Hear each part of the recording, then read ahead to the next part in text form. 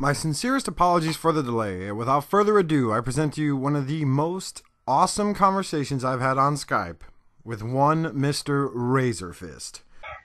Okay, so what a lot of people don't know about you is that you made a statement in your Marvel vs. Capcom 3 video where you said you're a comic book artist, and a lot of people don't know this. And on your DeviantArt account, you have this amazing, nice fan piece made to Thief, the video game series. And for those people that really know me personally, I'm actually quite the critic when it comes to art, because I myself am an artist and drawn since I was 9. Your stuff's very, very good. Your detail is insane. Yeah. I hate to be your inker. I ink my own shit, so pity me. So you must curse yourself up and down the street then shit. Yeah. But you have this one panel with this train, and I'm actually blown away by it, because everyone else that draws a train will draw like I don't know, the old school, like, I don't want to say Thomas the Tank Engine, think more of like a Astro Train from G1 Transformers. And you know, your stuff it looks very sleek, and then again, like, the detail in it is just amazing. How long have you been drawing? Is this like something you just picked up and you're just like, oh, I got it? You did an Affleck effect, or? Damn right. No, I picked it up at like age 4, drawing Ninja Turtles in my coloring books when I was 4 years old. I remember I was like featured in the school art book when I was like 5. I've been drawing forever. I've been drawing forever, and I wanted to draw comics since I was like 8 or 9. So yeah. Right. If you still actively read comics? Yeah, not as actively as I did before, because I don't know, they've kind of gone downhill. But I regularly read Daredevil still. I'm still subscribed to that. I read Heavy Metal magazine as my big inspiration, like artistically. Just any issue of Heavy Metal magazine you pick up, it's like instant cure for artist block. If you just need inspiration, because it's no one issue of Heavy Metal is the same as the other one.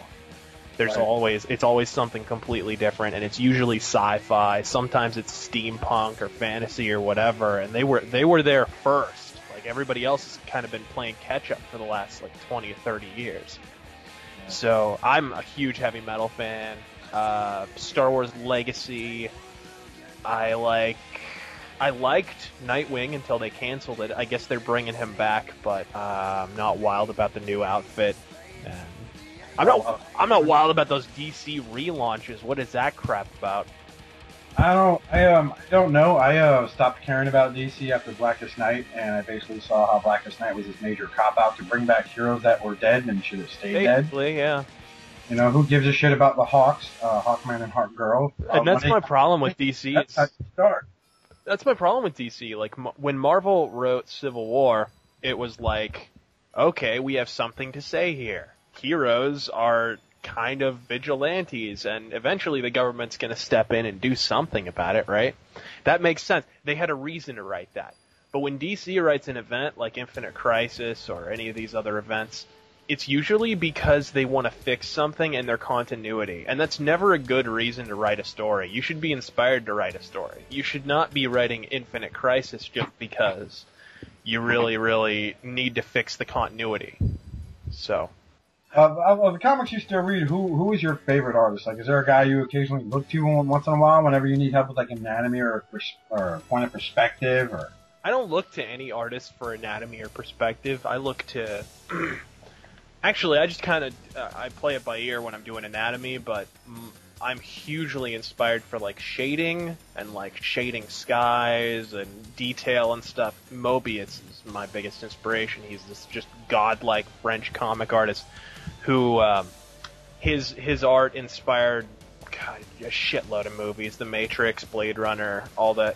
The Fifth Element. He did all the art design for The Fifth Element. wow, He's just unbelievable. He designed the probe droid from Empire Strikes Back. He's one of the only comic book artists that has ever had a like exhibition in the Louvre. Like, he's actually had an art exhibit in the fucking Louvre, which is ridiculous. So, yeah, he's really awesome. That'd be the guy that I look to the most. But I like other guys, like American comic artists too. I like a lot of people give Greg Land shit because they think he traces everything, and I don't think he does. I think he just traces the pose.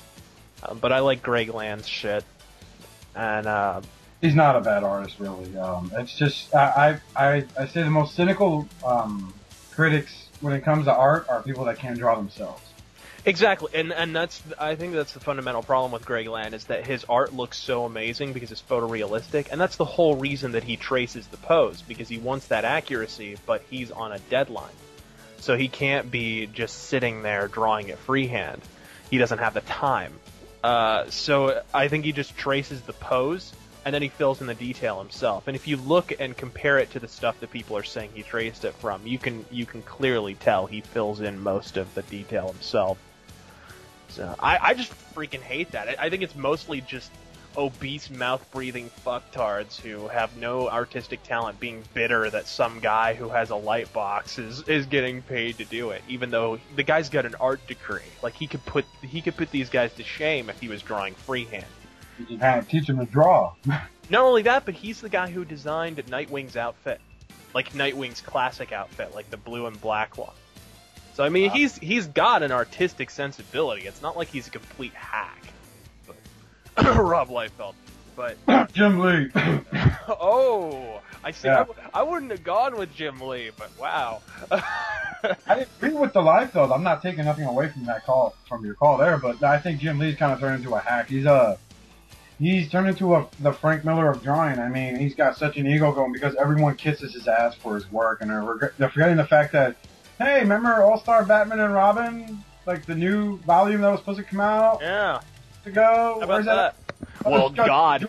Justice League reboot #1. It looks fantastic, bro. Oh, man, you remember when that shit was coming out? I mean, God, it was like 5 months in between issues.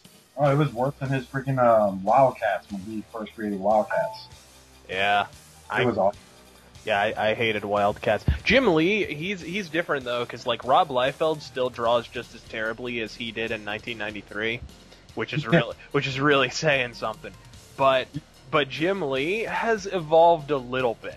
He's gotten a little better. He's not still drawing women with the tiniest little ankles. You'd think their ankle would just fucking snap if they put any weight on it. He doesn't do that anymore. He's gotten a little better, but since you're a fan of Daredevil and you mentioned this article, what about John Romita Jr.? I love John Romita Jr. He's such a badass. He's a great artist. I think he's really underrated as an artist because if you look at his Daredevil run, and I don't mean The Man Without Fear, although that's a really good story that he and Frank Miller did. Yes, of course. But I'm talking like the late 80s stuff that he did with Al Williamson inking and Ann Nocenti as the writer. Unbelievable. Just the amount of detail and the way that he shaded the sky. He did it like in gradations, like an 1800s like wood etching looking thing. He's just a really good underrated artist. I like him better than his dad, actually. Regarding John Romita Jr. and his first official run of Marvel Comics as the artist on Daredevil, what do you think? Because a lot of people are mixed with his work regarding that series when he actually drew Mephisto. Yeah, I don't remember exactly. I have that whole run. I've got it on a long box right over here, but I don't remember hating it. Mephisto looks kind of cheesy and retarded anyway, so you can't really break Mephisto. You know what I mean? He's a dude in underpants and a cape. He's the Martian Manhunter of Marvel Comics. I'm not like I don't think he ruined him personally. He just gave it a different spin. The only thing I hated about that run was Ann Nocenti is one preachy broad. That woman, she's like every fifth panel, she's always like, "Oh well, you should probably pick up trash and help the ozone layer and vote for Al Gore." You know, it's like, gut the fuck. That doesn't even fit. What about like the really pegging stereotypes in some of her characters? Like, I forget the one girl in that series. Her father's like this straight hardcore freaking sexist. Yeah. Oh yeah. Oh, and that's another thing. Like every white guy who's over 40 is like a racist or beats his kids or pollutes or something. There's no such thing. It's like a Spike Lee comic or something. I don't know what's going on there. I mean, I think John Romita countered it when he created his version of the Black Punisher called Shotgun. Yeah, I remember that. John Romita's badass though. I like his X-Men run. I like I like all his stuff. I think he's really great. I think he shined the most, really, and I hate saying this because I hate this character, was in Spider-Man. Yeah, he's pretty good on Spider-Man. I liked him. I liked him best on Daredevil, and apparently Daredevil's his favorite character, which it should be. But what about you? You ever seen his work on Kick-Ass? no, actually, I never read that. Although the comic book store that I used to work at is featured in that movie. Really? Yeah, comic books, Atomic Comics. I used to work there back in the day. They're closed now, but back then they were good friends with the editor-in-chief of Marvel Comics and Mark Millar and all these people. So I think they got a little handshake deal to get the Atomic Comics logo in the background of Kick-Ass. Right on. Yeah. Cool. Ever seen him in the forest? That was fucking turning out. Yikes. Yeah, I've never seen Angelina Jolie be so unsexy her entire life. Like crap, she's like freaking two cups of coffee away from hopping into a fucking Honda Odyssey minivan and driving to Walmart to go buy groceries. Jesus. What in the hell happened to her, huh? She was smoking in Hackers, and now she just looks like some kind of fucking Roswell alien. She's got those gigantic eyes. She kind of looks like a goose with her big... I don't know if she has lip implants, honestly, but they're a little unreasonable at this point. They don't look right. I don't know. Yeah. Gets any more treatments, they'll become sentient and start taking over. Seriously. They're like Venom. What happened to her? She got an STD called Brad Pitt. That's what happened. That's true, and she adopted the entire nation of Africa. Yeah, and one Oriental kid.